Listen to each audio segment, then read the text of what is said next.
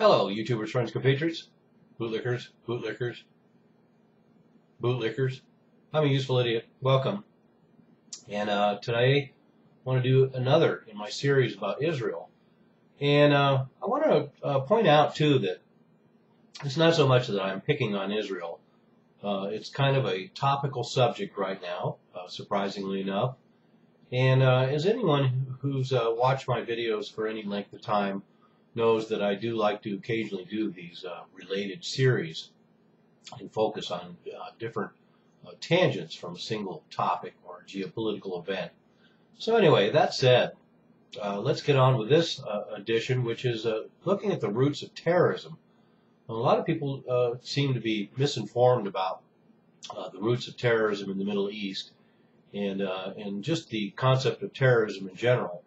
And soon I will be doing a video about the whole concept of terrorism, because I think it's pretty complex and poorly understood amongst the general public. And just the same, today's topic, the roots of Zionist terrorism. And a lot of this lineage of terrorism in the Middle East is inspired by certainly the history of terrorism, including Irish Republican Army terrorism, which has a long history going back into the 20s and teens and much further. And then throughout history, there's moments of historical terrorism. And in fact, some people say the very first documented cases of what would be called terrorism were actually perpetrated by the Jews of Judea against the Roman occupiers. So a little irony there. But let's get to sort of the more modern history, and that is the history of the Middle East in general. Historically, Jews and Muslims coexisted very peacefully in the region. It wasn't until the influx of these foreigners, these Europeans, these settlers that came to the Israeli region and changed the population ratio. It was 90% Arab at the turn of the century.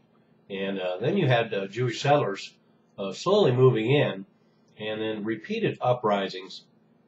And the Arab uprisings were against the Zionist settlers, but it was also against the British occupiers. They had a mandate there, so there was a complex dynamic between the British occupiers, the Palestinian native population, and these incoming settlers. And of course, there's a lot of clashes because the British would side with the settlers. And a lot of the terrorist tactics that the Zionists ended up adopting or adapting were the same kind of colonial tactics that got passed on to the Israelis, the Zionists. So the British sort of passed on some of these techniques, and then the Zionists use them, and now we see a whole cast of characters throughout the Middle East using all kinds of terrorism, and different brands of terrorism, generally associated with different religious and sects. So anyway, then in these tactics through the 30s were turned against the British. So by the 1940s, we had Jewish terrorism against the British, including hotel bombings, truck bombs, assassinations, and massacres. And the masterminds behind this early Zionist terrorism are icons of the State of Israel now, and actually some of their first prime ministers, including Menachem Begin and Yitzhak Rabin. And between 1947 and 1948, just at that juxtaposition of the UN partition of Palestine, which for some reason gave half of the country to a very minuscule population of Israelis or Zionists or settlers compared to the native population. And at that point, we had the Urgun, the Haganah, the Stemis, and the LDF expelled 800,000 native Palestinians in an effort to shift the dynamic in that region in preparation for this UN partition. And the 400,000 more were expelled between the November 1947 partition plan and the May 15th, 1948 Israel independence. And there was a series of massacres, and this is where the terrorism comes in when we get to the confrontation between the native population, the Palestinians, and the new Jewish settlers. And of course, the most famous one is the Deir Yassin massacre from April 1948. And historically, it's been talked about it being around 250, but some documenters say it was closer to 150. But this involved these same Zionist terrorist groups, Orgun, Stem Gang, Lehi, Haganah, and then we had more massacres in a series. At Balad Esh Sheikh, 60 Arabs were massacred. At Sasa, 60 Arabs were massacred. At Lida, 250 Arabs were massacred in a mosque. At Dawayame, 200 Arabs were massacred. At Kafr Qasim, 51 Arabs were massacred. And even a Christian village at Kaba Birim was expelled and destroyed. And in fact, 300,000 Palestinian Muslims and Christians were moved out of lands that were then confiscated by Israel, the new budding state of Israel. And since 1948, 350 churches and mosques has been destroyed. So let's bear that in mind. Erasing a good form of cultural terrorism is erasing the very memory of the previous culture there, destroying 350 churches and mosques. As I pointed out in a previous video, all the towns that used to have names that had lasted thousands of years, Palestinian and Arab names, have all been changed to Jewish names. And we've also seen that all these old villages have been, the ones that haven't been refurbished, have been bulldozed over, and shrubbery and trees and plants put on them to cover up even the remnants of these villages. So they've gone to great lengths to bury this memory. And it should also be noted that a lot of the American media covered these events and found that very abhorrent, and the U.S. government was not pleased and very supportive of what was going on just previous to Israeli independence, and one of the reasons why their initial relationship was somewhat rocky. And there's a very famous letter, 1948, Albert Einstein and 27 other prominent Jewish intellectuals posted a letter in the New York Times, and basically called Menachem Begin a terrorist and a fascist. And so without the many years of propaganda since these events, it's good to see someone who sees clearly what a disturbing reality a lot of facets about Israel are, in spite of the fact that we have an interesting and vibrant new state in Israel, which is undeniable. But one has to look at the context and how it was created, and many of the policies that maintain this smoke and mirrors society. But let's get back to what this letter said. Albert Einstein, quote, "The discrepancies between the bold claims now being made by Begin and his party and their record of past performance in Palestine bear the imprint of no ordinary political party. This is unmistakable stamp of a fascist party for whom terrorism and misrepresentation are means and a leader state is the goal," unquote. And that puts it very much in character when you look at the realities. And let's go over also some of the other acts of terrorism, because it sounds awfully familiar to all the acts that we attribute to the so-called evil Muslims roaming the world now. And it's very true that these tactics have been adapted and adopted by the Muslims, Muslim extremists, Muslim militants, and Muslim terrorists, and certainly have taken a step further in many respects. But, well, there's a concept called clean hands, and for Israel to be so adamant about their relationship with Muslim terrorists to forget that a lot of what they've done in the past and a lot of what they do now and a lot of what they will do in the future constitutes similar acts of terrorism, if not more conceptual ideas about terrorism. So let's get,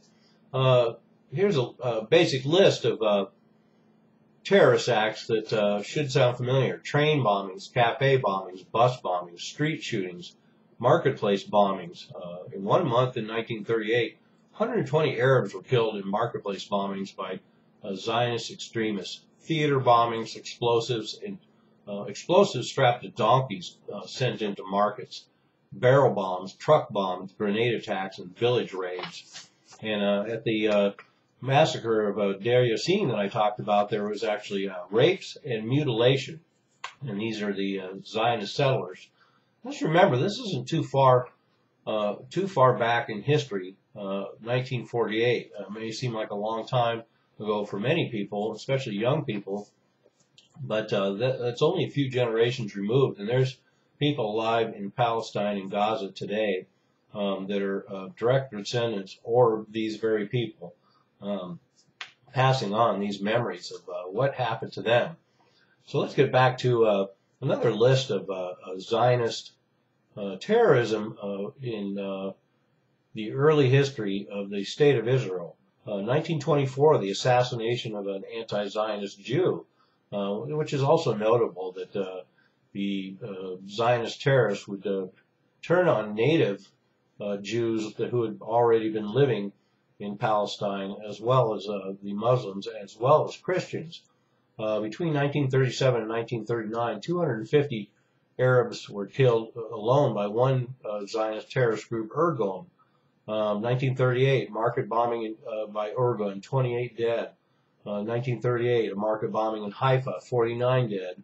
1944, a British minister assassinated. In 1944 through 1945, a string of assassinations. In 1946, a letter bomb to British officials. In 1946, the most famous event, the bombing of the King David Hotel, 91 dead, including most of the high staff of the British command there. 1946, the British embassy in Rome was bombed by Zionist terrorists. In 1946, an undetonated bomb in London set by Zionist terrorists. 1947, Irgun members arrested and captured 2 British soldiers and demanded a trade, and then executed them anyway and hung them from trees wired with bombs. So when the British took the bodies down, they exploded.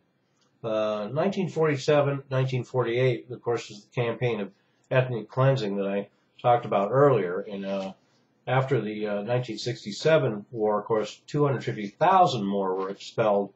So that's where we get this concentration in Gaza. In 1947, there was even Zionist terrorists sent letter bombs to the White House. 1948, the Semmelweis hotel bombing, 26 dead.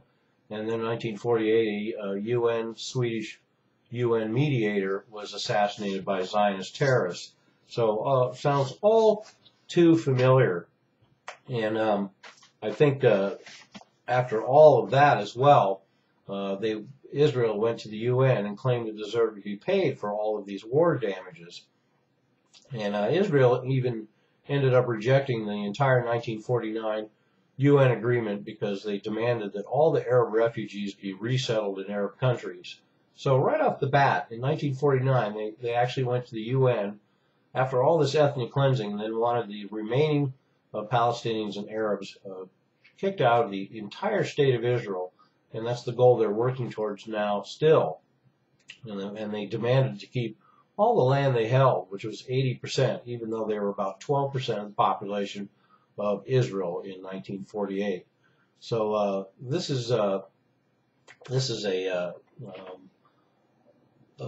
interesting factor to put into the quotient when looking at how terrorism and these kind of brutal acts and the killing of random civilians and this wave of terrorism is not a new trick, and it wasn't the Muslims who necessarily invented it.